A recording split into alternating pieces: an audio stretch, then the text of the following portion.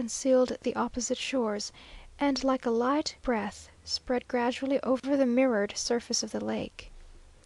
Then we remounted our horses and rode down to Pascuaro, where we found the Señor H a as before, ready to receive us, and were our mules being disabled, we proposed remaining 1 or 2 days. 5th. We have been spending a quiet day in Pascuaro, and went to mass in the old church, which is handsome and rich in gilding. At the door is printed in large letters, "For the love of God, all good Christians are requested not to spit in this holy place."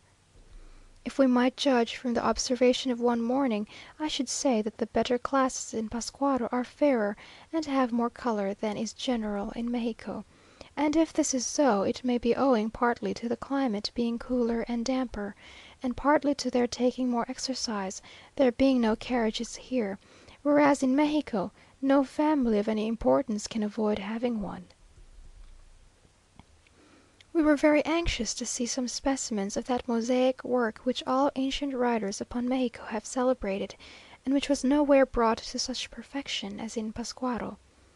It was made with the most beautiful and delicate feathers, chiefly of the picaflores, the hummingbirds, which they called huitzitailin; but we are told that it is now upwards of 20 years since the last artist in this branch lived in Pascuaro, and though it is imitated by the nuns, the art is no longer in the state of perfection to which it was brought in the days of Cortes. We are told that several persons were employed in each painting, and that it was a work requiring extraordinary patience and nicety in the blending of the colours and in the arrangement of the feathers. The sketch of the figure was first made, and the proportions being measured, each artist took charge of one particular part of the figure or of the drapery. When each had finished his share, all the different parts were reunited to form the picture. The feathers were first taken up with some soft substance with the utmost care, and fastened with a glutinous matter upon a piece of stuff; then the different parts being reunited were placed on a plate of copper, and gently polished till the surface became quite equal, when they appeared like the most beautiful paintings, or according to these writers, more beautiful from the splendour and liveliness of the colours, the bright golden and blue and crimson tints, than the paintings which they imitated. Many were sent to Spain and to different museums both in Europe and Mexico, but the art is now nearly lost, nor does it belong to the present utilitarian age. Our forefathers had more leisure than we, and probably we have more than our descendants will have, who for aught we know may, by extra high pressure, be able to put a girdle round about the earth in 40 minutes. We, however, saw some few specimens of saints and angels, very defective in the sketch, but beautiful in the colouring, and quite sufficient to prove to us that there was no exaggeration in these accounts. 7th. We rode yesterday to the shores of the lake, where we embarked in a long canoe, formed of the hollow trunk of a tree, and rowed by Indians, a peculiarly ugly race, with Tartar looking faces. The lake was very placid, clear as one vast mirror, and covered with thousands of wild ducks, white egrets, cranes, and herons, all those waterfowl who seem to whiten their plumage by constant dipping in pools and marshes and lakes. On the opposite shore to the right lay the city of Tzinzuntzan, and on a beautiful island in the midst of the lake the village of Janicho, entirely peopled by Indians, who mingle little with the dwellers on the mainland, and have preserved their originality more than any we have yet seen. We were accompanied by the prefect of Pascuaro, whom the Indians fear and hate in equal ratio, and who did seem a sort of Indian, Mr. Bumble, and after a long and pleasant row, we landed at the island, where we were received by the village alcalde, a half caste Indian, who sported a pair of bright blue merino pantaloons, I suppose, to distinguish himself from his blanketed brethren. The island is entirely surrounded by a natural screen of willow and ash trees, and the village consists of a few scattered houses, with small cultivated patches of ground, the alcalde's house, and an old church. We walked, or rather climbed, all over the island, which is hilly and rocky, and found several great stones entirely covered with the ancient carving.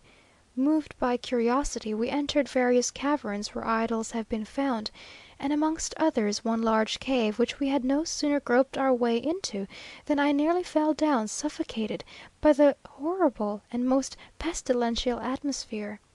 It appears that it is the sleeping place of all the bats in the island, and heaven forbid that I should ever again enter a bat's bedchamber. I groped my way out again as fast as possible, heedless of idols and all other antiquities, seized a cigarito from the hand of the astonished prefect, who was wisely smoking at the entrance, lighted it, and inhaled the smoke, which seemed more fragrant than violets after the stifling and most unearthly odour. The chief food of these islanders, besides the gourds and other vegetables which they cultivate, is the white fish, for which the lake is celebrated; and while we were exploring the island, the Indians set off in their canoes to catch some for us. These were fried at the alcalde's, and we made a breakfast upon them which would have rejoiced the heart of an epicure. We then went to visit the church, and though the cottages are poor, the church is, as usual, handsome. Amongst other curiosities, there is a Virgin, entirely covered with Indian embroidery. The organist's place is hereditary in an Indian family, descending from father to son. The long-haired Indian who played it for us has such a gentle expression and beardless face that he looks like a very young woman. Some of the Indians here are very rich, and bury their money, and one, called Agustin Campos, who has beautified the church as we read, on an inscription carved on a stone outside, has $30,000, is much respected, and has the addition of Don to his name, yet wears a coarse blanket like his fellow men. We stayed some hours on the island, and went into some of the huts, where the women were baking tortillas, one Indian custom at least, which has descended to these days without variation. They first cook the grain in water with a little lime, and when it is soft, peel off the skin, then grind it on a large block of stone, the metate, or as the Indians, who know best, call it, the metadl. For the purpose of grinding it, they use a sort of stone roller, with which it is crushed, and rolled into a bowl placed below the stone. They then take some of this paste and clap it between their hands till they form it into light round cakes, which are afterwards toasted on a smooth plate called the comalili comal they call it in Mexico, and which ought to be eaten as hot as possible.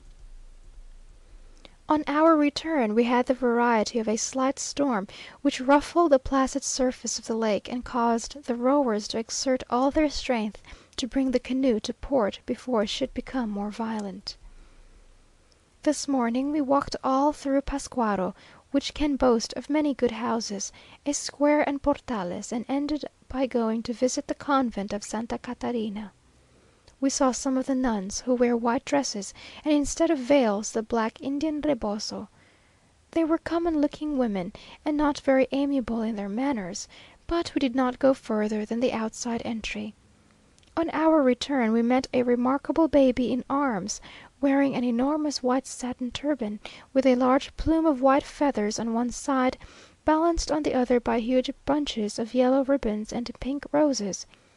It also wore two robes, a short and a long one, both trimmed all round with large plaitings of yellow satin ribbon. It was evidently very much admired as it passed along. To-morrow, our mules having recovered, we set off for Valladolid. Valladolid, 9th. About 7:30 we left Pascuaro, which, considering that we had a long day's journey before us, was scarce nearly enough. We regretted very much taking leave of the Señora H a, who has been so kind to us, and whom we can certainly never hope to see again. I observe that in these long days' journeys we generally set off in silence, and sometimes ride on for hours without exchanging a word. Towards the middle of the day we grow more talkative, and again towards evening we relapse into quiet. I suppose it is that in the morning we are sleepy, and towards evening begin to grow tired, feeling sociable about 9 o'clock A.M., and not able to talk for a longer period than 8 or 10 hours. It was about 4 in the afternoon when we reached Quincho, where we were welcomed by the damsels of the baths, whose father is now still more of an invalid than before. It is a lonely life that